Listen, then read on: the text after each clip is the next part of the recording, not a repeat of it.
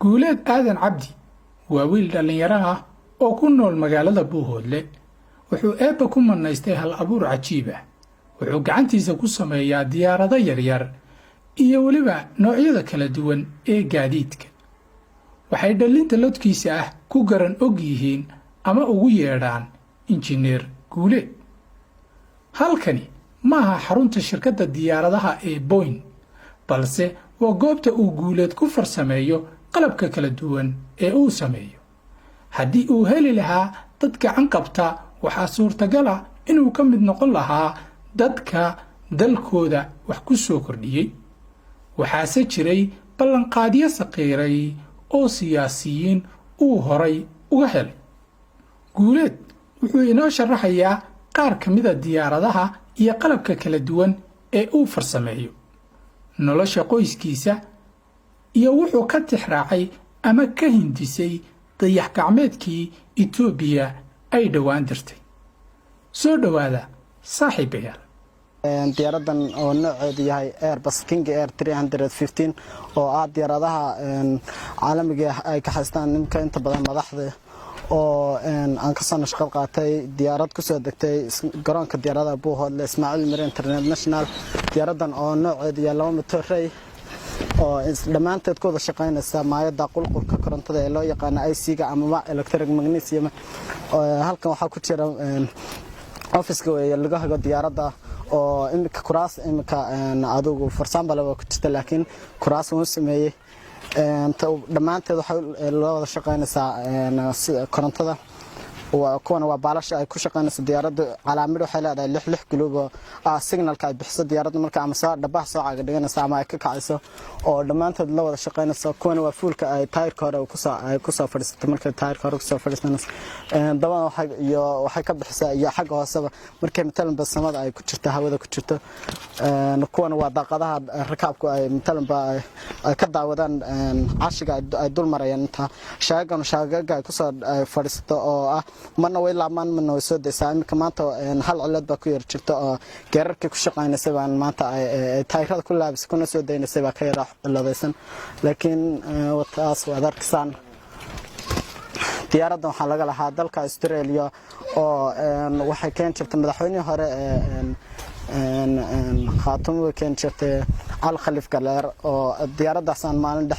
عشان كسر أرك إيربورت كنا أو نوع هاي إيرباص كينج إير 315 و بسم الله الرحمن الرحيم مقعي أقول أنا عبدي نوحا هدا ذو ستة سنة وحنا دشل لوادي كنيا لوادي بشي أفراد أود وحنا سكو أركي أنا وحسكو ده كرا عم بقى عن سمين كرهرتا مركا وحنا بلعب شغلنا أنا يرى صدق ترى نقطة اللي يحل ترجع عن شو ترى كدب وحنا عيال كان نورن ترى يسور فرق إياه وحيابها يرى عيال كهذا كعياران قرر فلياش كدب وحنا سكو ده يمان كده بينا بلقونا شغلين كرا بابور كرجع درس كيجا وكله هرتاجنا بابور كيو كلام سمية وحنا سكو ده يمان كده بينا بلاير كوس من كرا وحنا بابور بان بابور تعبين كنت بدأ سأس أنا فول كده سوي فنيا كوا دنبيا كوا هره كدب تشش كان يرى حنكارت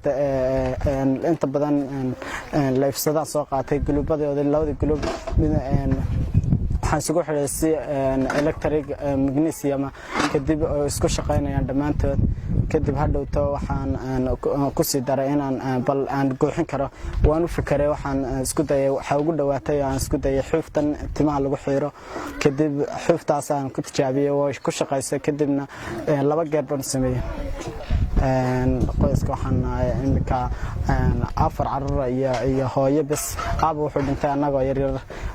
inta hooyo nala soo shaqaysay oo inta aan soo leekeysay isla markaana waxaan bilo guriga imika aan dhisan waxaan noo qabtay jaaliyada ugu jira ilaa khayrasi عبد محمد هندي أو إياه سمسم على عاطي عاشة أحمد عمر عاش حرلا nashqada marka ugu horeysa aan maskaxdeeda ka tijaabayna waxban u fakaraa in yar bal fakaraa waan tijaabiyaa waxaan sidaa waxyaabo kugu dhawaad maanta sameyn kartaa waxyaabaha ugu dhawaan marka aan sidaado waa sameyn kartaa baan u fakaraa waxyaabo intaana waxa bilaabay baan marka ugu horeysa waxyaabo intuu igu qaadanaya ka fakaraa si tijaabiyaa kadib marka laga yimaado marmar way jirtaa aan ka soo nashqad qaato waxyaabo la sameeyay laakiin inta badan waxyaabaha ana maskaxdeeda ka keeno oo hindisa dhinaca diyaaradaha waxaan kaga daydaa misalana aan ku daydaa aan jeclahay in mustaqbalka heerkooda heer ka sarreeya gaadho shirkadaha imka caalamka adduunka ugu weyn ee soo saara diyaaradaha sida shirkadda Airbus iyo shirkadda Boeing oo shirkadaha ugu weyn adduunkana ku kala socda diyaaradaha ugu badan soo saara bismillaahir rahmaanir rahiim kana waa dayax gacmeed ama satellite sida loo yaqaano kaasoo aan ka soo nashqad qaatay satellite laga kiciyay Ethiopia isla markaana ay kiciyay dawladda Ethiopia kadibna waxaan niyadda ku qabtay inaan anigu u sameyn karo Soomaaliya satellite iyagu inta kiciyaan ay xor u yihiin isla markaana ay iyagu shaqeeyo maadaama aan kan sameeyay waxaan malaynaysaa haddii aan laga dhinaca qalabka laga gacan qabtay inaan kan sameynayo waxaan ogahay inaan soo saarayo dhammaan gaadiidka la isticmaalo cirka adduunka kuwooda ugu casrisan ama ugu fiican kan waa satellite kuwan wuxuu weeyaan labada mashiin oo ku kacaya satellite-ku tan waxa la yiraahdaa shuttle airplane oo ah diyaaradda loo raaco ama dadka talaba satellite-ka raacaya ay raacaan loo fuulo oo hadhowta markay hawada dhexe ama daruuraha ka tagto ay hadhow si kala baxdo iyadii ay israacaan iyo labada mashiin ee kicinaya satellite-ka kuwan oo gulubada ama signalka uu bixiyo talaba markuu wax sawiraya uu bixiyo weeye waa kuwa labada groupkan iyo groupka kale kuwan waa bartu ka sii laydhay martana markuu sii ifaya baalku sii socdo dayax gacmeed oo kuwaas waxaan codsan lahaa cid kasta iga caawin karta inaan dalka dibadiisa si aan wax ugu soo barto oo maanta waad arkaysaan tan aan maskaxda ka keenay si aan wax u soo barto waxaan malaysaa haddaan soo barto waxyaabo ka cilmi badan ka badan oo ka sareeya waxaan ogahay inaan dalkayga anigu aan ficil lahaa insha Allah in dariiqooyinkan adeegsado waxa kamid ah sida imika nashqadan matalama khaasatan diyaaradda markaan sameynayo waxyaabaha ka sameeyo marka ugu horeysa biro dhudhuuban aluminium shirkadda aan daawaday diyaaradaha waxay ka sameysaa biro dhudhuuban laakiin iyagu adageen kuwaygu waa biro adu dhexdhexaado maadaama aan halkan laga helin biro adag aan wax ka sameeyo waa biro fudud sida darteed biro fudud iyo waxyaabaha mushabacyada iyo baan ka sameeyaa aan nashqadeeyo qaab walba wax walba qaabku sameysan yahay oo dhamaantood si toosan ay soo wada janqaadsi isuguna beega waxaan inta badan adeegsada waxa jirta waa mastaradan lagu cabirto adeeggar waraaqaha iskoolada taasoo maamulaha iskoolkan ka soo qaatay oo aan wax ku cabirin inta badan marka laga yimaado dhinaca dabka isaga waa IC-ga banko aan ku isticmaalaa dabka korontada oo aysan jirin cidiisa xidhay anigu aan gacanteeda ku soo xidhayo mufakirkii da'da المعجزة كلهم يدوكا قف كاسو كلا لا إله إلا الله ميل كار لو حنانه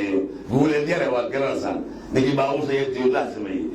عروتي ني بعدا كسر رئيس عرونا كلا حاجه انت فكر كا تاو صور بالو سمي حتى